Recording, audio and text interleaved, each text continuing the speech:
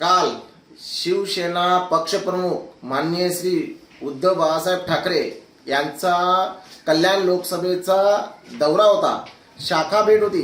ती शाखा भेटेचा दौरा पाहून इथले कल्याण लोकसभेचे खासदार श्रीकांत शिंदे यांच्या पायाखालची वाळू सरकलेली आहे।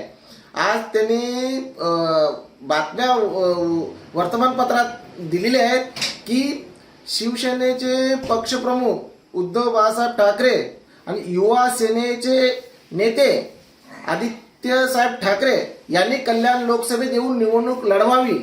तर मी श्रीकांत शिंदे यांना एक आव्हान करतो की गेल्या 1.5 वर्षात या कल्याण लोकसभेमधल्या आगरी कोळी भूमिपुत्रांना जो तुम्ही त्रास दिलाय त्या त्रासाला अगोदर तुम्हाला सामोरं जावं लागणार आहे। राहिला प्रश्न इथल्या लोकसभेचा जिंकण्याचा, तर इथली जनताच तुम्हाला यावेळी धडा शिकवणार आहे।